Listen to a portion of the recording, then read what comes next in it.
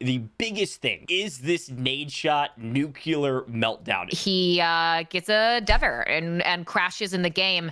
You know what? I want to speak for him. Let Matt say what he wants to say. Let's go ahead and pull up the clip. We get to the 5th game and my crashes on a state-of-the-art PC. $5 grand on this thing for this dumb game to crash. Fix your shit.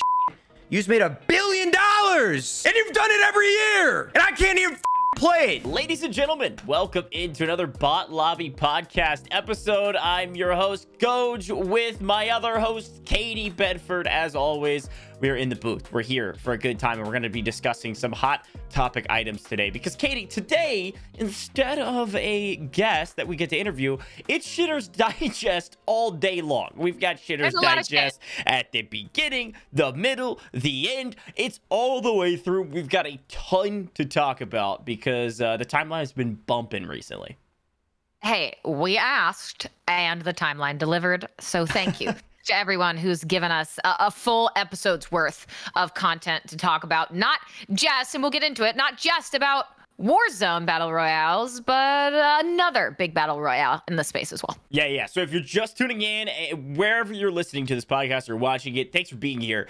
We got a lot to talk about because Warzone 2 has been out for 2 weeks, right? So the honeymoon phase is nearing its end of its cycle. Now hopefully the honeymoon phase for like real life relationships maybe lasts a bit longer than 2 weeks, but it seems like it lasted about 2 weeks because the timeline has been buzzing, and it's been buzzing since the beginning, Katie, with a lot of their devers and bugs that are happening that oftentimes happen with a new game. But there's a lot of feedback on Warzone 2, so would love to start with some of the Warzone 2 feedback and really just walk through this Shitters Digest, because that's what it is. It's crazy shit on the timeline. And I think the biggest thing that we can even start with to kind of break the ice even with us, Katie, is this Nadeshot nuclear meltdown is what you put in here, and I love that you named it this. So talk to me a little bit about what happened, and then we'll watch the video because it's crazy.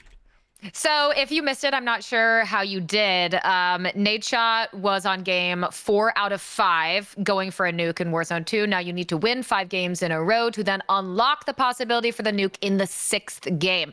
On game 4, he's playing with Karma and some others. He gets a Dever and crashes in the game and proceeds to have some angry time, if you will, on stream, which is understandable. Let's you know what? I want to speak for him. Let Matt say what he wants to say. Let's go ahead and pull up the clip. Oh gosh, this is from CDL Intel. I believe it's got audio. Let's listen to this. Dumbass fucking game, bro. You sit here for fucking 9 hours trying to do this shit. We get to the 5th fucking game and my shit crashes on a fucking state-of-the-art PC. 3090, i9 maxed out, spec'd out, $5 grand on this fucking thing for this dumbass fucking game to crash. Jesus Christ, I just spent my whole day trying to get this goddamn thing. I mean, I know I sound like a whiny little bitch about a video game, but Jesus Christ. Fix your fucking shit. You just made $1 billion! And you've done it every year! Every fucking year! You have made $1 billion+ from this game, and I can't even fucking play it. Holy shit. Okay, so let's break this down a little bit. Katie, you set the scene, and I want to keep everybody here for a moment and say he did follow up. Okay, he followed up and said, hey, this was out of line, this was a little too much, I was just really frustrated, and out of context I look like a moron here. But he did also clarify as well, GOJJ, that he wasn't told to say that. Right. Yeah, that wasn't a PR piece. It was literally him saying, yo, I look like a dumb, I guess I could say dumbass because of that video. If our editor may bleep all of that out, I don't know. I think it might be good to keep some of it in. But this point stands because there is a new content piece that comes with this Warzone 2, Katie, that is fighting for the nuke because it is very difficult to get. And that's what is the context of this backdrop, because the nuke is a really cool ad. I like it. It is not overpowered. It takes extreme coordination and effort to make it happen, right? Like you have to win 5 games in a row, get the contract on your 6th game, and then that's the opportunity where you're going to be able to get the nuke in that game. And in all reality, you're only nuking the last like 7 people maybe, right, because of how long it takes to get in that game. So it's an extreme kind of effort and a really cool way to kind of make a new type of content. And Nade was going for it, and he dev errors out while it's happening, and this is why he rages. So it makes sense why you would rage. I think a lot of people have felt the same way because it happens all the time. There's rarely a time where you can get a full squad of 4, go through 6 games in a row or 5 games in a row, and not have somebody dev error out.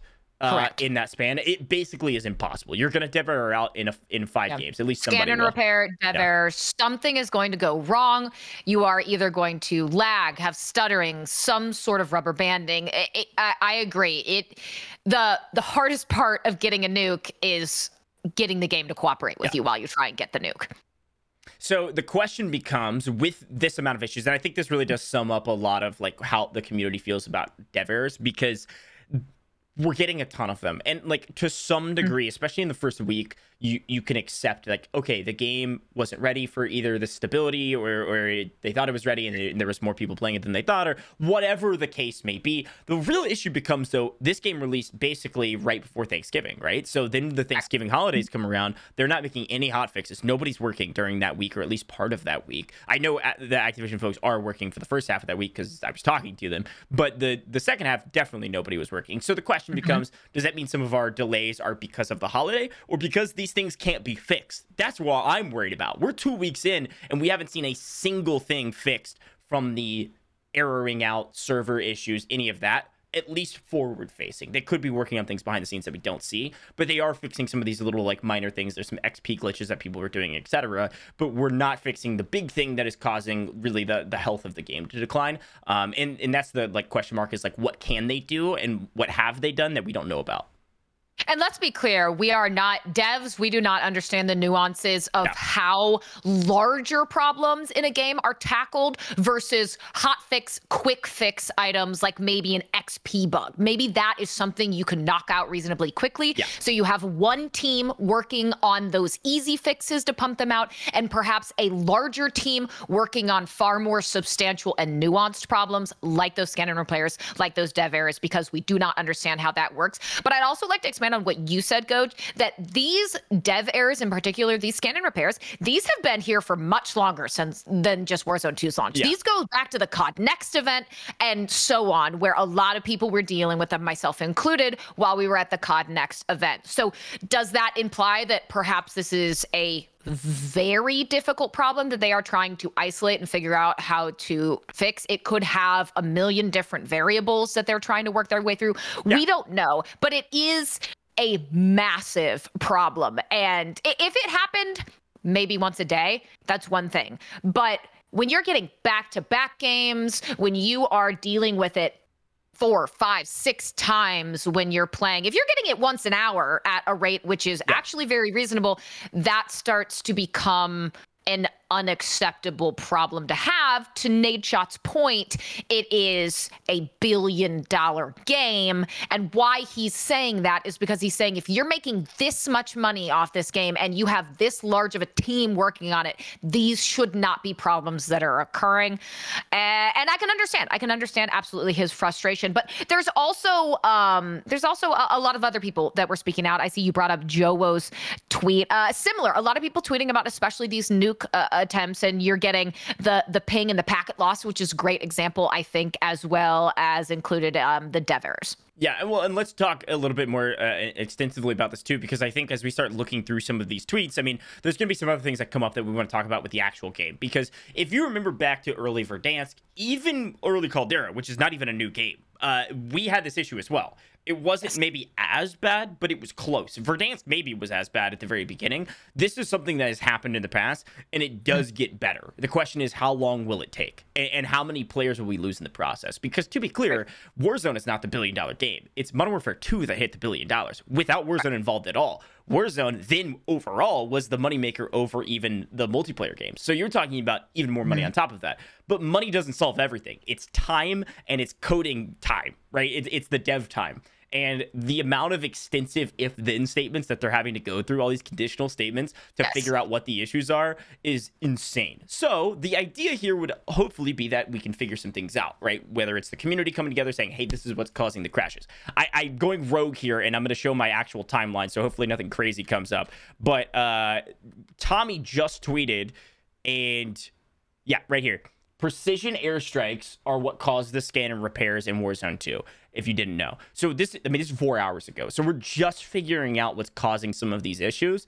He says, like, it's not even you using an airstrike. It's if anybody uses one nearby, there's a sizable amount of chance that somebody's going to scan and repair and dev error out. So there's something to do with the load there. But, like, we're just figuring this out 2 weeks down the road. And probably devs haven't figured that out yet because there's so many issues, right? Yeah, there's so many different ways that could happen. And I think to clarify as well, I would say precision airstrikes very well might be one of the reasons that scan repairs are occurring. They are not the only reason, and that might be the only issue I take in this tweet, is that it might make people assume it's just one thing, and there's very clearly a large amount of issues. But that is interesting of note that something like a precision airstrike, those streaks may very well be one of the major causes of something like this. But it's not just these bugs, right, Goj? These glitches, these issues with the game that are causing consternation among player bases, and especially a lot of the top competitors and a lot of the top personalities. It's also kind of things like the game mechanics itself in terms of TTK, one-shot snipers or not, a lot of things like that. And I believe you brought it up. This is Aiden's tweet for the things that he really wants to see changed. And a big one, it's the second one on this list that almost everyone I have seen talking about, is the higher time to kill. Why we say that, what that means is that a lot of the players would like it to take more time to die when you are in a gunfight. Because right now, especially with that headshot multiplier, you just disappear. Yeah, so again, in order, we start with the dev errors and scan and repairs. We have to fix that first. Let's get a game. And then we move over to TTK. And I believe that is the biggest quandary right now in the game, and I totally agree, and I want to talk about that. Before I get there, one final note though that I want to go back on. I saw chat just saying it. QA testing. This is a huge issue with Activision Blizzard and Call of Duty in general. This has been something that's been an issue for the last several years now. There was a lot of like not riots, strikes and things like that, unions that were happening. They don't have enough people to QA test.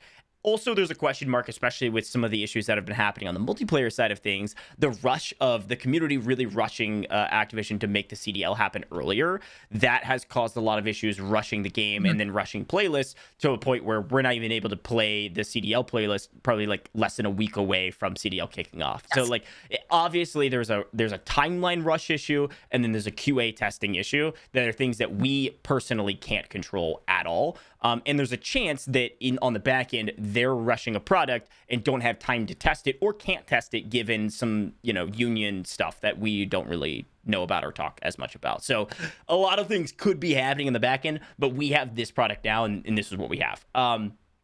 But let's talk about TTK, because I think you brought up an incredible thing about it, is that it's really, really fast. And in particular, there's a couple things that are worth mentioning. You've got snipers who don't, none of the snipers one shot if you have 3 plates in, which is that there's a way to get 3 plates when you get your armor satchel, and you get that kind of like larger armor satchel where you can put 3 in.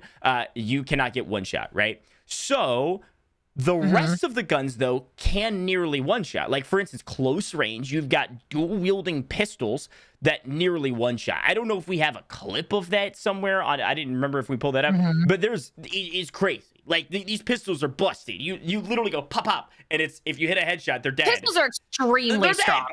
But you can't, if you point blank shoot them with a snipe shot, they don't die. So it's like, there's a little bit of some imbalance here. But even more than that, everybody talks about this outplay potential that we don't have in the new Warzone because the TTK is so high, you can't react. The outplay potential now is all positioning, which isn't a bad thing.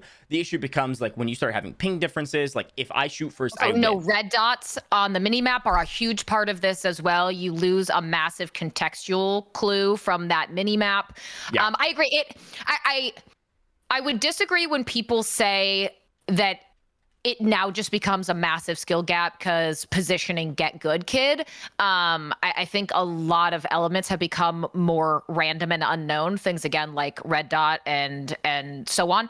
But I think when we look at something like that, I don't necessarily dislike that it's harder, but I think it's harder for maybe the wrong reasons or maybe more frustrating reasons for players. Yeah, and I think one of the things we talked about when the game first dropped is that there's going to be a learning curve regardless because it's a new game and we're glad that it's a new game. The issue is learning curve, for the most part, gone for those that have been playing a lot, especially a lot of our streamer friends and our competitors. Yet still we find that there's more issues than just dev errors and TTK. We've got other issues. Like the mobility is a huge part, a huge question for a lot of our streamer friends, and they're still not used to it, and I don't think they're ever going to be. So it's not just we need to learn. More mobility on cars, or besides cars, is what Aiden's talking about here. He's talking about balloons, transit, ways to get around this map quicker, because not only, Katie, do you run slower, and you can't slide cancel and things like that, which is totally fine, there's also not any of those mobility mechanics besides vehicles, so you're moving very slow. Now, as a reminder, yes, let's back up to Verdansk. I've seen this argument. Let's back up to Verdansk. There were only vehicles. That's it. And zip lines. But the map was nearly flat all the way across. There was no verticality besides we talked about dam at the very top and like a little bit going up to prison. So you could traverse that map stupid fast. This map's not the same way. There's a lot of verticality. It slows your movement dramatically, and you can't run very fast. So it does feel very slow.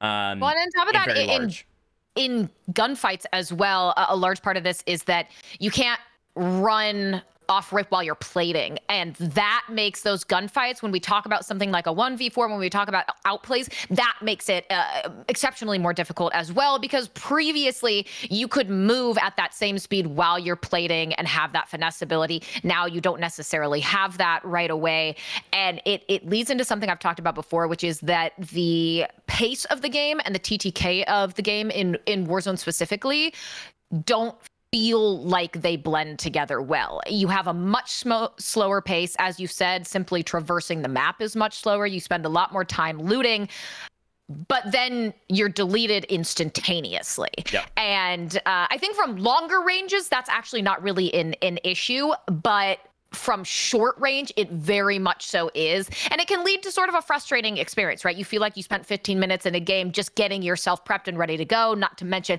that if you're not doing a stronghold, you're not getting that loadout till halfway into the third circle, which is very slow. And then suddenly you're just insta-dead.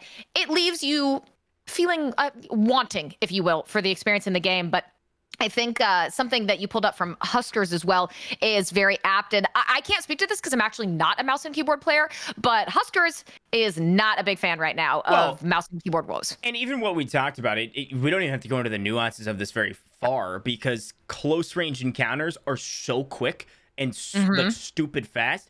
And we all know that it's easier to kill people in close range with a controller with aim assist, because your aim assist covers basically half of your screen with their body that close, if that makes sense. Like, if you think about the way aim assist works, it's very simple. If you are over their, the player frame, their hitbox, your aim will slow down and be sticky towards them to help with controller, because you don't have as fine-tuned aim on controller. So if that body or that frame of that hitbox closes off half of the screen, your aim is on that person. It's really easy to get the kill, especially when you're close range encounters.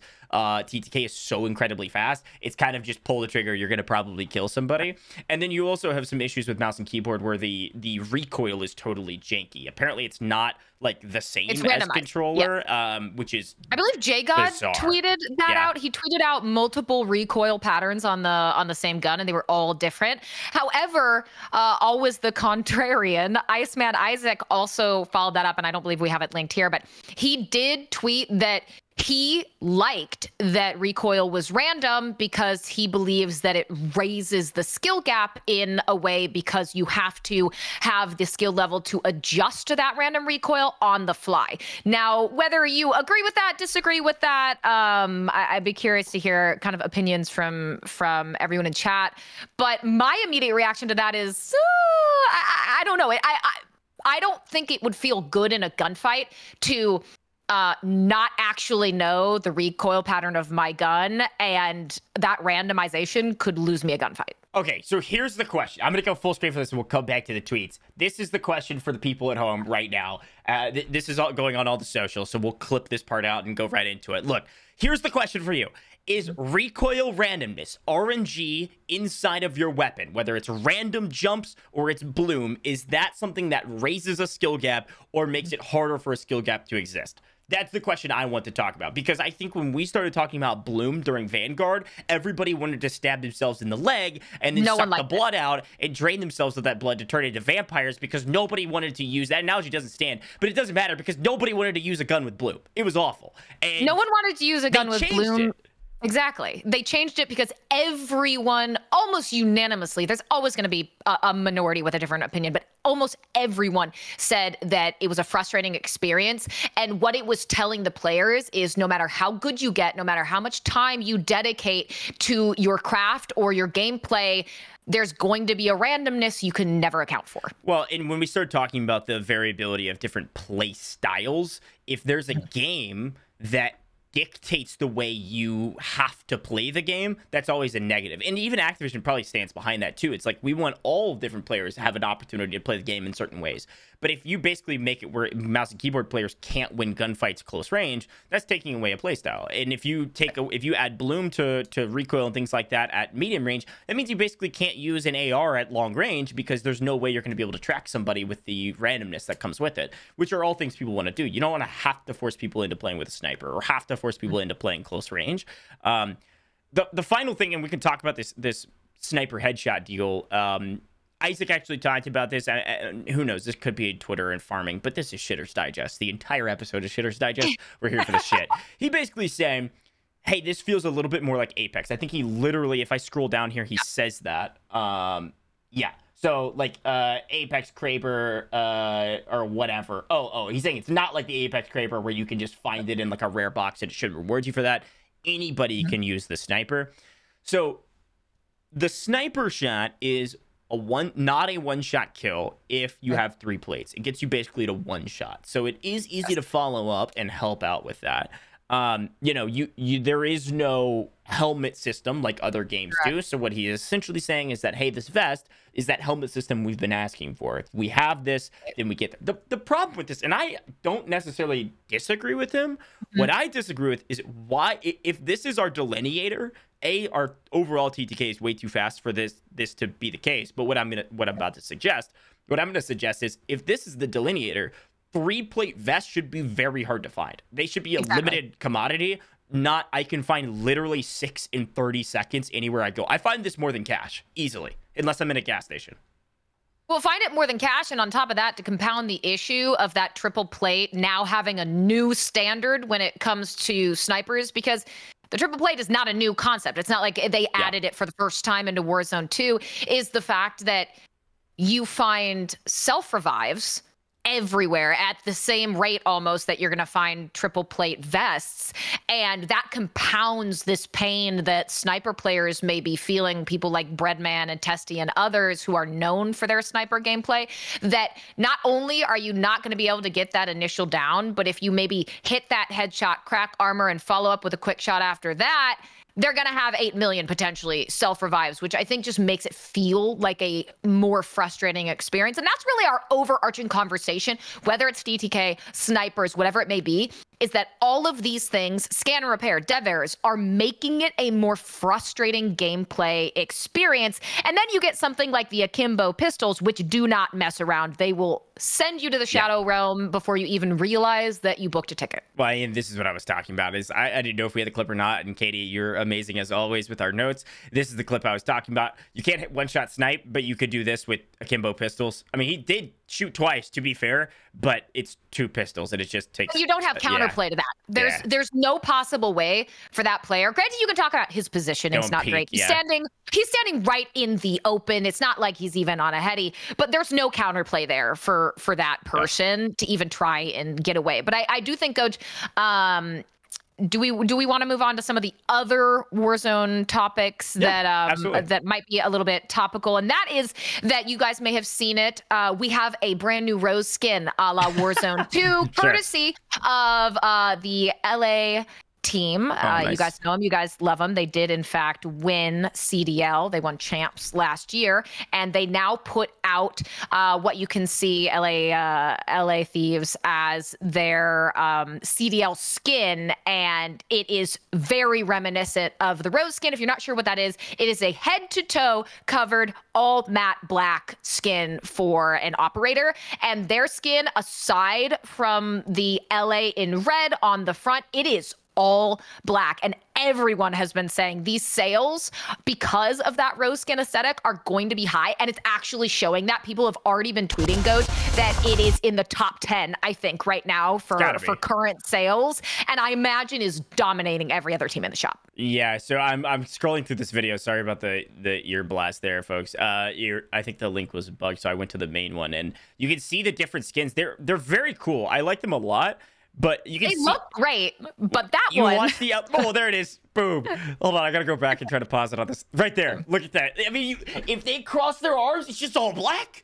It's just all black. It's all black. You get the hip, a little bit of red on the hip, but Crazy. It is the new age Roze skin. And I believe we're seeing it in chat. The skin's already banned on CMG, which is one of the massive wager sites. I would not be surprised, GOJJ, if hopefully once competitive Warzone picks up again with tournaments, that is GA'd by the players as a skin that you cannot use. I imagine particularly in things like customs.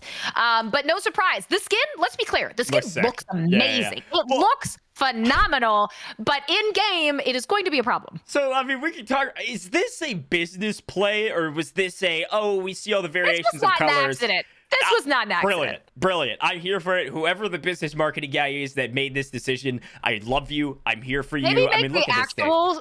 Jerseys look like that, because the actual jerseys aren't great. Yeah, okay, fair. I guess the thing is, like, how do you delineate from phase? And it is pretty easy. Why does that look orange? That must be my color settings. There's no way it's that orange on this, legit. But anyways, you can tell how crazy it is because it's all black and then it's got red in the center. So I'm very impressed with whatever business marketing decision here. But the skins are cool. Really glad they added this. This is not something that they have done quickly ever, and they've done it very quickly this time around. The actual skins for the players, not just gun skins. They look amazing. Very impressed. Glad this is a part of our current Warzone sitch. I want to skip the next point and go straight to the last point, and we'll come back. We haven't had a lot of tournaments, Katie. Let's be very clear. You and I actually haven't. Not yet. We've got an announcement coming up. Stay tuned. This is really important. But you and I haven't casted a Warzone 2 event yet because I hate it. It hurts me. Well, there's been one. Yeah. So there's been one. It was a 100K tournament. It was through OpTic, and I'll pull up the winners first. I'll give them some credits here. It was a $100,000 tournament, and it was split up into two parts. And I won't spend too much time here because I know a lot of us watched it at home. But Wars and Colors ended up taking the quote-unquote pro version of this tournament. There was a total of $75,000, I believe, for the pro side, and then there was a $25,000 creator side where you had people like Nadeshot, you had Symphony, you had Daltouche, who plays a lot of Apex. Like, you've got a number of these creators that Closely was playing in it that are competing in that side of the tournament for $25,000, and it was a 2v2 kill race, the traditional way you do it. Now, with it being the very beginning of the game, with a lot of these devers we were talking about, Katie, both of these days ran insanely long. And when I say insanely, not really that unexpected considering what you and I have been able to do, because you and I have casted a 16-hour tournament before. These were insanely long at like 10 hours. Yeah, I mean, look, a 2v2 kill race, when we get booked for an event, I assume at minimum that 2v2 kill race will be 8 hours minimum. Yeah. Getting into the double digits commitment wise is not something surprising to me. But as you said, when it comes to the OpTic 100K, those first few tournaments, especially when you have all of those issues and growing pains with the game itself, they are going to guaranteed 100% of the time be longer than someone might have wanted them to be. Now, I can only give love to folks like Hitch, TSD. They consistently put on amazing events and do a lot of incredible content and tournaments. But within this tournament, there were a lot of players who had some pretty unfortunate things happen to them. And there's got to be a point on the tournament side. How do you even begin to decide something has happened to this person or XYZ in any number of matchups, and you simply have to decide, do you give a reset or do you just keep on moving? And there's a lot of players who unfortunately had a pretty frustrating experience throughout it, but that's also to be expected. Yeah, so two things I want to mention. A, shout out again to OpTic and Hitch for putting for putting this all on. Overall, I thought what they had planned was amazing, and the way they did the production was really cool. They had Chance and Miles online doing the casting, and they had the TST boys doing like kind of the hosting at the actual OpTic Stadium in Arlington, I believe. And so like it looked really cool. Here's the issue, right? You're running a 10-hour day event. You're exhausted. You're making judgment calls. There's dev errors galore.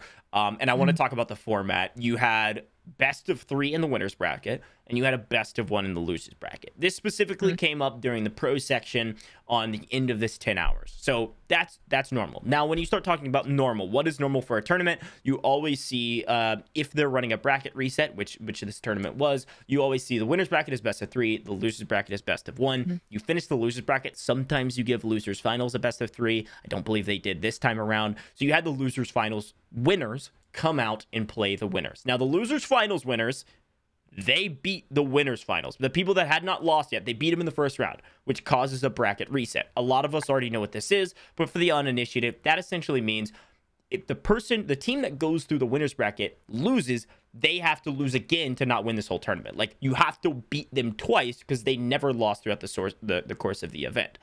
Correct. The question becomes, do you play a best of 3 twice in a row? Or do you play a best of 3, then a best of 1?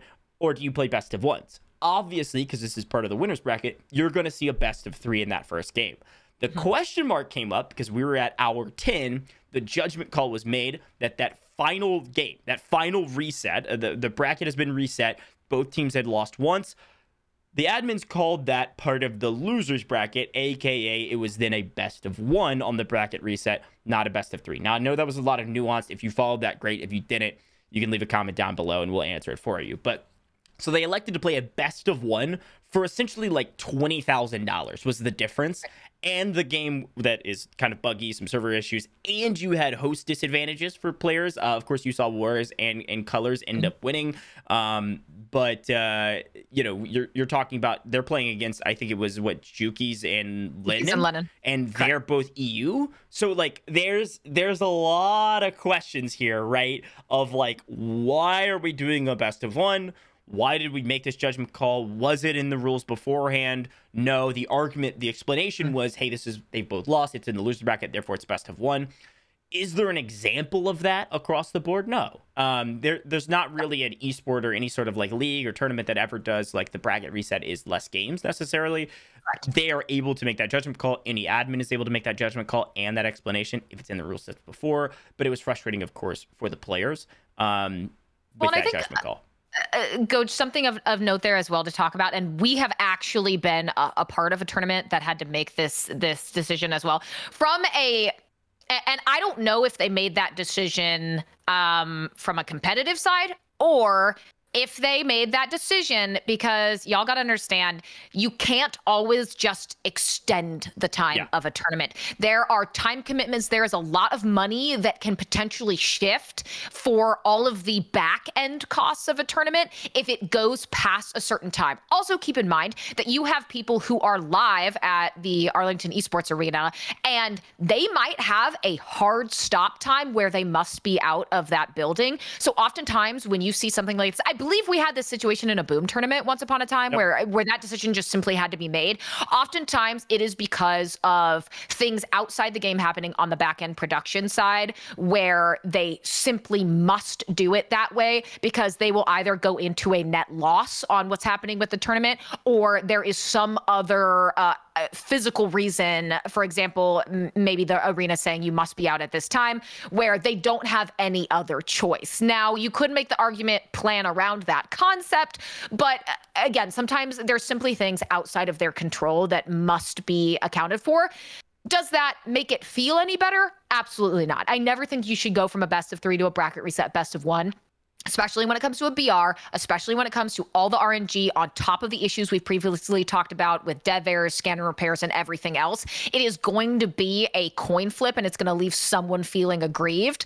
But usually in a situation like this, there's simply other outstanding problems that must be taken into account that don't necessarily make anyone a bad guy, but it is going to leave a sour taste in your mouth. Yeah, final point on this. A lot of things go into this decision, like Katie said. From the production side, they could have had to close, right? Like what was Katie was saying. They had to close at this time, and so the judgment call comes down between the people running the event and any Activision Blizzard limitations. I would assume there weren't any for this, so it comes down to the people running the event.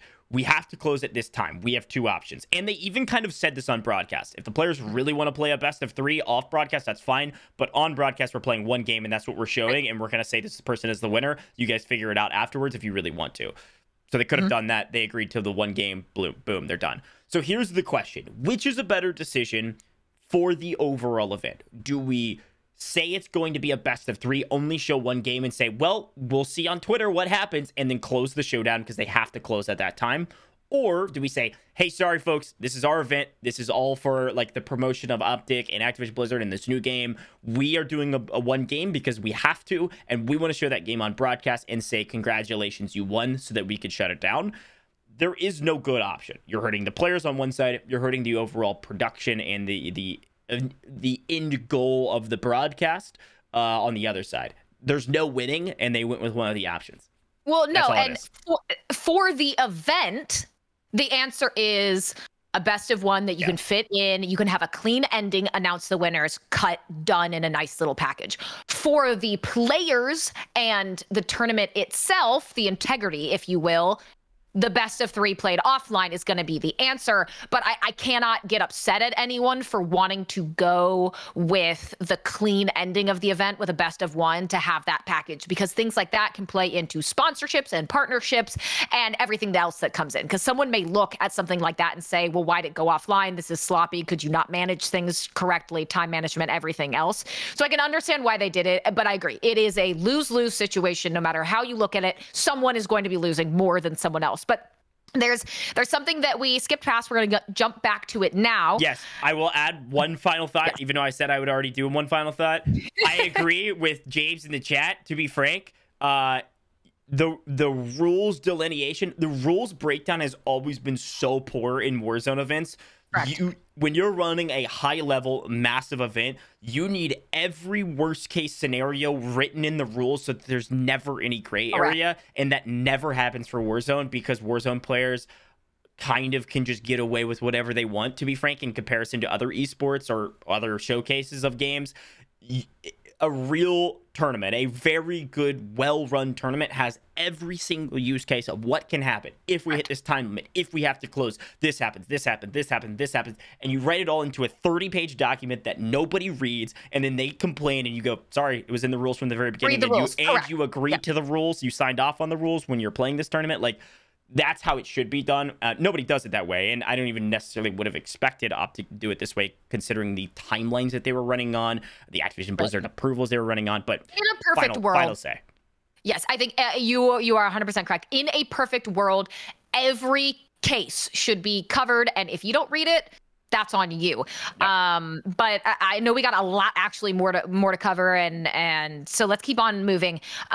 Recently, we saw that folks like Tommy and Raided's contracts were not renewed from 100 Thieves. We also now have an announcement from Ali from QueenShadows that she's no longer with Florida Mutineers. Whether that was a mutual parting, whether that was a non-contract renewal, I'm not quite sure, but it's showing an interesting maybe beginnings of a trend. Are we going to see folks who have not been as intimately involved with Warzone, like LG, doing all these massive pickups, but teams who have been involved in Warzone and doing signings starting to back away? Like, again, what we've seen from 100 Thieves, what we have also now seen from Florida Mutineers, and with QueenShadows. She did say she's looking for other options. She's very interested in joining another team, which I'm curious about as well, GOJJ, because we've seen previously, she said she wasn't going to compete anymore. So I don't know if she's looking for another org from a content streaming perspective only, or if she is still looking to compete. But suffice to say, she is officially a free agent. Yeah, to be fair,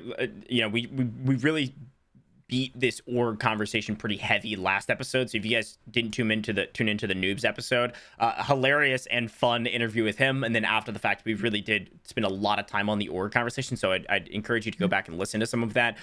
We talked a lot about Luminosity and all of their pickups and things they're looking for. But this is a constant conversation with Warzone players, Katie. We have two different circles that hardly ever interact. We've got competitors only.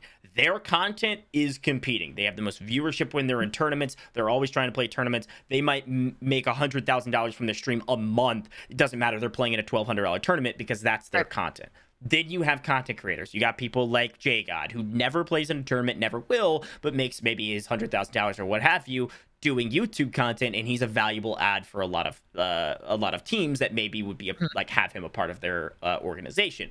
Why is that valuable for an organization? Because you can sell against him in package with the rest of your content creators. So you have a big sponsor that comes in and says, we will sponsor your entire team, which includes XYZ content creators, and we're expecting these types of returns from those content creators. Where you start packaging up competitors, you're not going to get a lot of returns from your competitors because people don't watch, for instance, let's just use Tommy, for instance. People don't watch Tommy to see what brand he is using of energy supplement necessarily. They just want to see him compete. And sometimes you can start marrying the two, but it takes a lot of effort. And a lot of our Warzone competitors don't actually push real content on the YouTube, or maybe they're just getting started and they're not getting great numbers. Yeah, so it's going to be curious to see if this does become a trend, if it doesn't become a trend. And I do just want to give very, very quickly, throwing back to what we did previously, Clutch Belk and DBZ did make their return in the OpTic 100K, and I don't want to get too much into the weeds about it, but they did place 5th, 6th in the tournament, which I think, all things considered, Clutch being gone for so long, is a pretty good placement for them in their first big competitive tournament back together. So congratulations to them on that. I think very promising to see that trio back in action, GOJJ. Yeah, and not only that, they actually just dominated the qualifier section. I didn't really mention the format. I do love Swiss brackets for those that are listening and curious. I'm a huge fan of Swiss brackets, and they use the Swiss bracket for the qualifier of the main bracket tournament for the pros, the 75K version. So, and Clutch's team like dominated through that, I believe, if I remember correctly, and they were doing fantastic and just really tough scenes all the way through, but in the final moments. But I love Swiss brackets. I love the way you can include way more teams. I did it for a number of different games, including like Brawl Stars most recently, and it was super fun, super easy. I also am a big fan of group stages, but either way works. It just depends on how many teams you're trying to get involved. But yeah, let's keep moving. We've got some pretty massive ALGS drama. Now, if you're a Warzone mega head and you don't know what that is, that's Apex. And we're going to talk about this under the context of Warzone, but also what actually happened, Katie, with the ALGS. Yes, so I love that you pointed out, because while this is not Warzone, it could have impacts and ramifications for Warzone. So what exactly happened here is that information came out. This is going to involve people like Sweet Dreams, who is a player, an Apex player for NRG, people like Raven, who is an analyst for TSM's Apex team. So what essentially happened here is that it came out that folks like TSM's Raven were data mining the areas in maps that the final zone cannot be. And you say, well, how does that help someone if you just know where they can't be? Well, because that shows you the areas where it could be, and it reduces the map to something more manageable when it comes to kind of doing those high-end analytics of potential ending spots. Now, I think first and foremost, we need to talk about what data mining is, perhaps, and what it is not. And the discussion here is, does this break ALGS rules in the rule book? Is this something that was rule breaking, and should ramifications happen, punishment happen, something like that? Well, you have to take a look. It's sort of open for interpretation, right? So data mining at its core, what it is something that directly tampers with and accesses the internal server-side code for EA. What that does is say, if you go into that server-side code, it constitutes manipulating EA's IP. That is a break of terms of service. Now, what these players were doing was not accessing the server-side information. So technically, from an EA TOS standpoint, they weren't actually breaking it. What they were doing was using EA's client-side code information to make these predictions and be able to see the maps on where the zone will not end up. However, EA's terms of service is not going to be the same as ALGS rulebook, and the rulebook itself is actually fairly vague on if this would be rule breaking or if it wouldn't be. But suffice to say, it has been a massive explosion for these players. A lot of people saying maybe TSM was cheating. Were they not cheating? Was this known way beforehand? And just, hey, if you didn't know about it, sucks to suck, or what the implications are. Yeah, and so I'm showing kind of each of these maps from, this is Crowlerindo, who had a little bit of a viral tweet here breaking down each of the maps. I'll zoom in a little bit. You can see all of these green areas are where those end zone cannot end. Now, this is something that is normal. Like, I had somebody respond to my tweet. I basically said, oh, this would be amazing for Warzone and also like detrimental to the overall scene, and this is massive, information that people would want to know for Warzone. This is, and then they responded with something like, all zones are random, this wouldn't work for Warzone. That's not true at all. This would work for Warzone because there are areas of the map that theoretically it cannot, is coded that it cannot end because it would break the end game, right? And we used to see those circles, and then they got fixed. If you remember, like, we saw some end circles that were entirely in the water on Caldera, and even back in Verdansk, there were some areas where it was like, you can't even go into this. You're still seeing circles that will touch that side, but not only include that side. So you can see on, for instance, this map, this is, I believe, Broken Moon, you can see, like, it can't end only over a section of mountain you can't traverse at all. Like, that's what this means. But some of these areas are not like that. I mean, look at this circle right here. You can see my cursor. Like, this is out in the open at a crossroads. There's zero cover here, which is why it won't end here, I would assume. But that means if we're playing the game, especially in ALGS, where we're trying to win millions of dollars in prize pools, etc., and we're trying to qualify, it means if there's an end circle that's larger than this, so let's just say it takes up this entire space where my cursor is, you know it will not end here, which means you need to take the other positions around this that are not here. So this is very valuable information when you start getting to in-game in any game, especially when you're playing in a pro league. But not all teams had this information. And so, like, what they're saying is, like, no one should pay for this. Teams have specific analysts on their salary that get them information like this and a lot of other information, but information like this. TSM was one of those, and people are freaking out about it. Yes, people are freaking out. I think that's a great way of putting it. I also think there's been a lot of confusion about what data mining is and what data mining isn't. But again, I think Fallout responded to, I believe, it was Sweet Dreams tweet about it. Sweet Dreams did put out, and there's a lot of clips going on where Sweet Dreams and Raven from TSM, they're all in this call while Twitch is live. There's a lot of accusations going back and forth.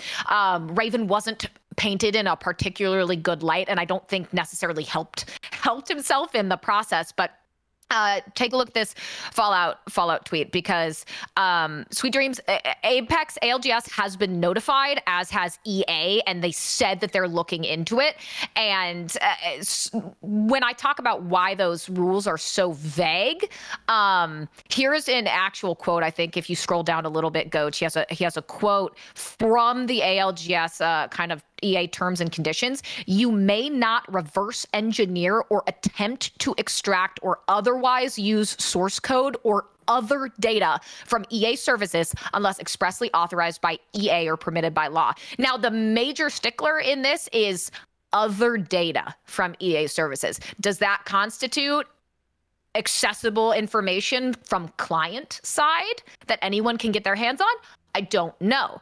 If that's only server-side information, which is data mining, which breaks TOS, then technically this wouldn't actually be a problem. So I think definitely worth investigating, and ALGS is certainly going to do that. Do I necessarily think, I agree with Fallout here, I do not actually think that action should be taken against, because it's not just TSM. let's be clear as well. Yeah. There was other people who were doing this. This is something that was actually tweeted out way beforehand. But I certainly think it's a situation in the rule book, as we kind of give a throwback to maybe what happened with the OpTic tournament. Something like this now needs to be clarified and a statement issued and very specific guidelines given in ALGS rule sets on whether or not this is okay.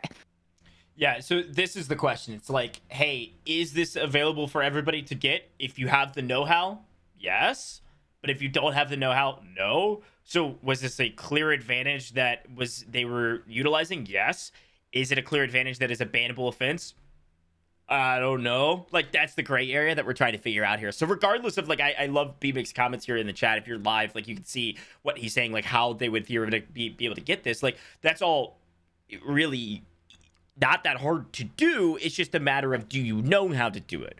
And these people that figured out how to do it were able to extract the data and then utilize it to their advantage. But to be honest, like, with the gray area, like if we're talking legal, like if we're talking about gray area of the ALGS rules, attempt to extract. It doesn't say like how you need to do it, whether it's some sort of, oh, is this actually data mining? Is this actually using source code? It doesn't matter. You're attempting to extract data that otherwise wouldn't be publicly available to everybody unless you have the know-how.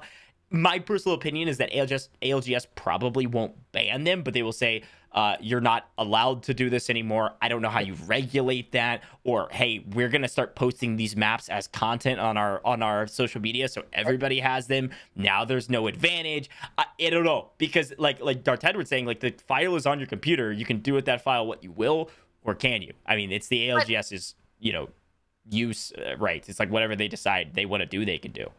And I think something that's interesting here as well is it's not just about these end zones. It's also about, there may technically be a precedent that was already set in terms of some of these things actually being okay, because pick rates for things like champions in the game is technically within this same realm. So are you then delineating between, you can do certain things with this information that are okay, like pick rates, but you can't do other things with information that falls into a similar realm as this. And that was brought up by other people far smarter than I on the subject, but I think is worth looking into as well. And again, this feels like a situation where it was sort of a snooze, you lose, right? Some people found this, it was not explicitly forbidden, they took advantage of it. So is this a don't do it again, or is this a actually serious punishment needs to happen? I see, this is my thing. I would go the other way, where I would just say we want clear rules in the future. We don't want anyone to get banned, and we would just give this information out publicly and say, here you go, here's the maps. Now, there's other things that you're getting, right? Like, if you saw a comment up here, like, you're getting gun spawns, like, where the weapons are spawning on the map. Like, the best drop spots in terms of, like, where the loot is. So, like, if we knew that in Warzone, let's move to that side. We've kind of covered the topic. You guys are now on the same page as us. What do we think about this in terms of Warzone? I will selfishly go to my tweet for this, where I said, not gonna lie, if this information was private or public for Warzone, it's a huge advantage in customs, like Giant. And I really do believe that.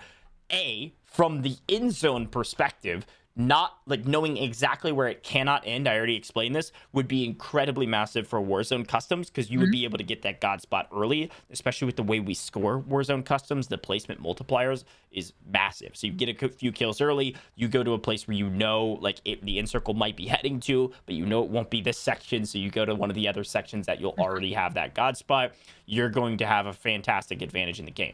But the thing that gets me more than this, especially with the RNG of Warzone right now, the TTK of Warzone right now, the differences in weapons in Warzone right now, is the weapon spawns. If you know weapon spawns going into the fact, like, I know this gun spawns here, this gun spawns here, these types of gun spawn here, you know exactly the best drop spot, given the plane line every single time. If you study the map long enough, you will have a massive advantage in Warzone customs.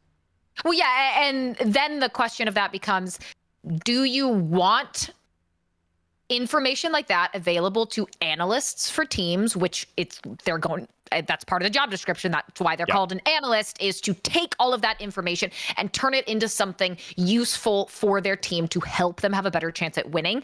Well, BRs have a lot of an RNG. We talk about it all the time. So in a competitive format, do you want teams to reduce that RNG, or do you not want them to, and to have that RNG inherent in BRs be also an inherent part of the competitive aspect of that game?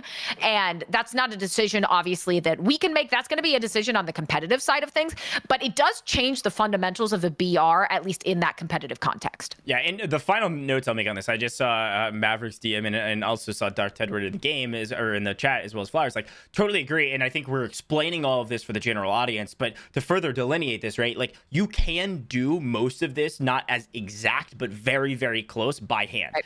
A great example that I just got from Maverick was, like, if we look at what True Game Data does in the Warzone scene, where he measures everything by hand. JGod does a little bit of that as well. He measures everything by hand and then creates a site that gives you the information that he created by hand. A ton of legwork goes into it, a ton of work. He is basically your analyst, right? And he has given you that information. You could do the same thing with circles, but then you have maybe a site that I won't name right now, but a site that maybe grabs the data directly from the game and puts it on their site and says, now I'm the analyst in 10 minutes work rather than 50 hours of work. And is there one more valuable? I'm always a big efficiency guy. That's why I would do the efficient thing. But is it quote unquote illegal according to the rule sets that have been set out by whoever, right? By the league, by the game, by the publisher. That's the big question, which is why there was always this argument of, like, oh, the data miners for weapon stats are maybe not as ethical as the hardworking manual labor person. Which is right? Is there a right answer? Like, we don't have that answer because there's no rule sets set aside for content creators or tournaments or anything like that, because we don't have a league. So that's really the conversation. And I love the way, Maverick, you put that in a DM, so I appreciate that. But well, and on top of that too, GOJJ, I think something just briefly to note as well is, if you decide that things like this are not allowed, how do you police it? Yeah, if these are files that are accessible on your computer, how do you police an analyst from not accessing those files? Because someone can just go in, presumably, take a look at things, keep it to themselves, and provide informed decisions to the team about certain things. I don't know how you actually police something in this regard. This is why I say they're gonna start posting these maps publicly. Like, that's the only thing. I think you have to. I think you have to. You do. Yes, you cannot police it, so you must make it accessible to everyone to do with as they will. Yep, and I was gonna pull up something else on this, but I think we've kind of hit this thread pretty hard, and it's a fun conversation to have because of like how much it can actually influence the game. And, like, some of these pros might have, I saw somebody draw a hand-drawn map of, like, I know most of this because I play the game a ton, so I don't really care. But if you have the actual data at hand, it's saving you a lot of legwork along the way. Yeah, so that's that, and I'm excited to see what happens with Warzone Comp. I think without a league, this is essentially a moot point. People can do really whatever they want. There's no way tournament organizers directly are going to put this in the rule sets. Like, to be honest, tournament organizers still, like we were talking about before, aren't even putting extensive rule sets on their game for basic tournament formats. So, like, and this is unenforceable from the get-go. There's no way we're going to get this deep for Warzone unless we actually create some sort of a league, but it is an interesting point of conversation. We've hit most of our points. I think the final thing I wanted to just bring up was just, like, other changes we didn't get to with Warzone 2, things that we would love to see. I saw Doug's tweet here just a moment ago talking about the AI and what they do or are able to do. That's been a big point of contention. I know they've reduced the amount of AI on the map. If you want to go check out this tweet, you can hear Doug rage. It's always funny. Distinctions between AI and real players is the biggest. We've talked about distance, aggro, other things with AI in the map for quality of life updates. But I think distinction visually, you should immediately be able to tell the difference between an AI and an actual player. And yes, if you play enough, you're gonna tell the basic skins that the AI have. But that is not an instantaneous way in a hectic gunfight. What if you're in a stronghold, there's AI all around, and another team pushes you? It's actually going to be quite difficult to immediately know in snap moments who is who. And I do hope that is certainly something that that they at least find ways to maybe make a little bit more visually clear. Yeah, and I know a lot of people are complaining about cash on the map, and I think maybe it could be increased from like randomly generated maps. I think one of the things that I saw, I think it was either Breadman or somebody like that said this. I do like the idea of like, instead of finding $100 stacks, can we at least find $500 stacks? Like, I think that speeds up your overall time of looting to buy somebody back quite dramatically. Now, I think once you start thinking in the terms of intuitive looting, you start hitting those gas stations often. There is so much money in gas stations, by the way. There's so much money. There's just no money anywhere else. Yeah, right. Like, you go to the cash register in the gas station, there's just cash all over the walls too. Like, that's how you regain. If you didn't know, that's like the main strat, is hit the gas stations every single time, and you'll get a crazy amount of money. There's also some hidden loot caches people are finding that have become like actually a kind of a hot drop. Yes. So interesting ways to kind of get your money up. But I do agree that it should be 500 rather than $100 stacks. That's just going to help the overall health of the game. The final note I think I had in terms of the game was this. We knew this was going to happen. There has been a increased wave of what I will call weapon specialists on the timeline, right? We've talked about the TTKs. We've talked about the diverse. We talked about the loot. We talked about the issues with plating. Like, I feel like we've taken a huge step back in the UI standpoint, or not even UI, kind of quality of life in game that we stepped forward in. Also UI, though. Yeah, maybe in UI as well, which is another conversation. But you have another different couple avenues for content. We talked about the nukes. Now we're talking about weapon specialists. We've got the weapon tuner extraordinaire, and it's actually happening on the Twitter timeline a lot, Katie. Like, we've got people like Linen, like Wars, who, let me give them some credit. They're great content creators and they're great competitors, but they've never really had like a number of tweets pop off for like content. And for analytical content specifically, like every single tweet that like Litterd and Wars is putting out, and plenty of others too. I see Sparrows popping off on the timeline. Like, there's lots of them. Oh, you put a little plug, you put hashtag weapon specialist, weapon builder extraordinaire, and you're posting your favorite weapon with like the tuning aspects, and it's getting insane like reach. We're talking tens of thousands of likes, because it's so complicated. Like, the amount of tuning that you can put towards certain weapon attachments that make your weapon sizably different are the things that people are looking for. And the common player will never learn that on their own. So they're going to Twitter, they're going to YouTube, and these people are farming them for impressions.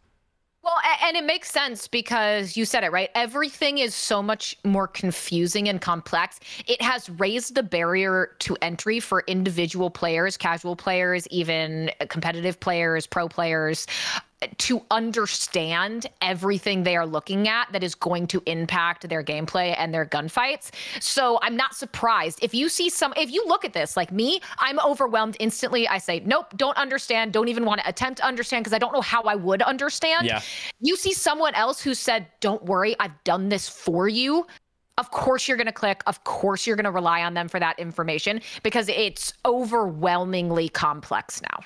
Yeah, and I'll just scroll through and show you like one of them. Nadeshot actually has a good like memed video of him on stream as well, where he's going through all these different things and being iconic. Like this and this and this and this and this. And it does hit home because you sit there and you go, yeah, I don't know what even half of that means either. Yeah, that is the most iconic video I've seen come out of Warzone 2. Like, the one where he rages is really good. I know you guys can't see my timeline right now because I'm just kind of scrolling and I don't want anything crazy to show up. But the video that went like mega viral of him going through that, like remixed.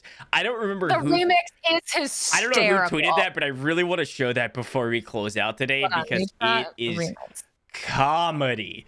It is hysterical. I saw it on my TL recently. Let me see if I can.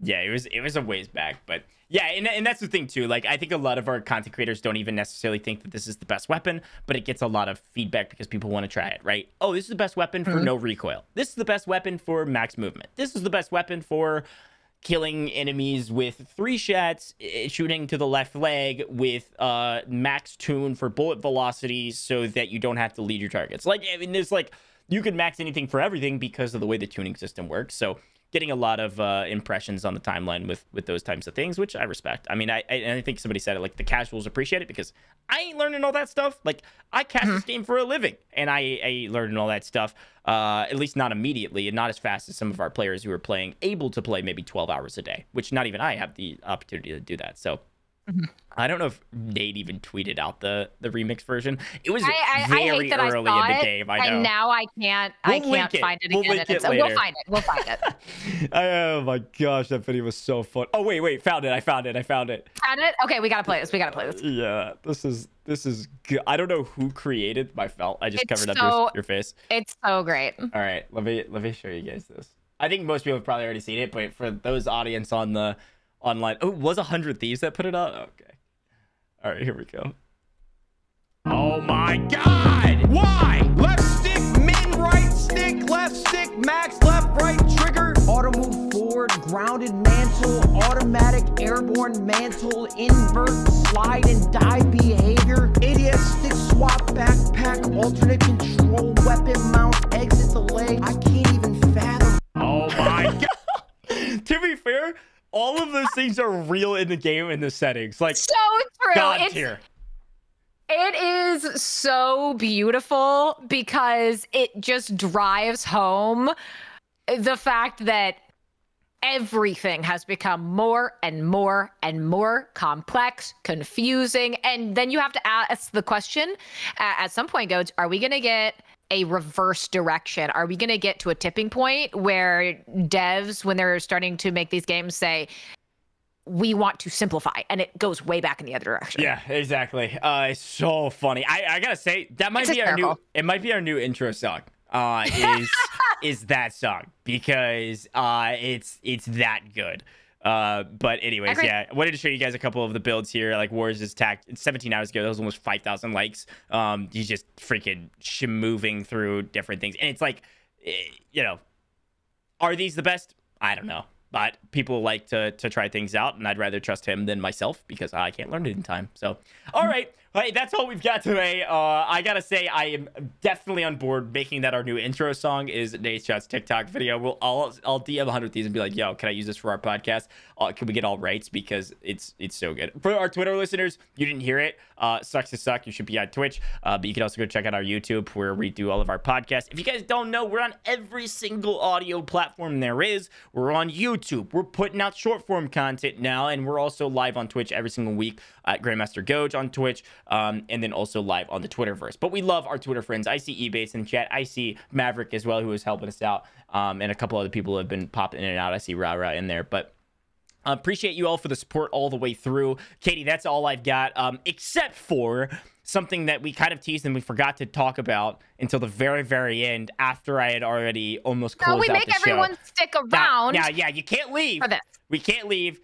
We're going to have an official announcement on Twitter. It's going to be way bigger than the announcement here. I can't even show you a graphic for it, even though it's this weekend, because we're finalizing approvals with Activision. Let me check my email. Nope. Yeah, still finalizing approval with Activision. But the Bot Lobby podcast is putting on a tournament, okay? Not just any tournament, Katie. We will be at LA Comic-Con hosting a LAN 2v2 for 4 players who we won't name yet, $5,000. Now, this is sick for a number of reasons, but can we just talk about how cool this is that we got a Bot Lobby podcast tournament at LA Comic-Con on the gaming main stage? Like, come on now. No, it's incredible, and they've not done things like this before at LA Comic-Con. We will be alongside League of Legends tournaments that are going on, and this is our first foray as well into starting our own and hosting our own tournaments. I'm extremely thrilled about it. Again, we will get you that official announcement as soon as we can, hopefully but today. We are so very excited about it to do a LAN like this and expand beyond it once we execute on to hopefully even bigger events. Well, that's the key thing I wanted to talk about in terms of our kind of final updates before we close the show. I have, I guess, GOJJ LLC technically has been officially approved as an Activision vendor for events, which is exciting. So I'll be able to host a lot more events myself. I'll be able to help player people, sponsors, etc., host more events more directly than just kind of casually as a consultant or anything like that. So really excited to start here with the Bot Lobby podcast and see where we go from here. Maybe a Bot Lobby podcast has a much larger tournament down the road, but we are super grateful that Activision's been able to be a part of this, and also LA Comic-Con for hosting us, as we'll have a kind of gaming main stage section. It'll be like a 2-hour segment at LA Comic-Con on the gaming main stage. Katie and I will be there in LAN. I'm flying out on Friday to be there. We'll be hosting the show. And you'll be able to catch that on a number of different Twitch accounts. I believe all of our competitors will be kind of restreaming the main broadcast to their account, as well as will be live on the host Twitch channel, which is SubNation. So that'll all be announced later today. If you're listening to this on VOD form or audio form, it's probably already been announced. You can go check out either Katie's Twitter or my Twitter to see more information on that. Excited about that. It's gonna be a lot of fun. Fantastic. All right, Coach. I think that's it for us. So to everyone tuning in to this Shitters Digest special edition of the Bot Lobby podcast, thank you once again. Stay tuned for more information on that tournament, hopefully coming very soon on Twitter. But Coach, I think that's it for us for the day. That's all we got. A blast of an episode. We're going to have a guest next week. It might be old Modern Warzone, giving us a kind of state of the game update from his perspective. So stay tuned for then. We'll see if things change for the game in about a week. But until next time, folks, thank you for tuning in. Make sure you like, comment, subscribe, all of those good things. Leave us a review over there on the old Apple podcast. That's super helpful. Spotify as well. But until next time, we'll see you then. Peace.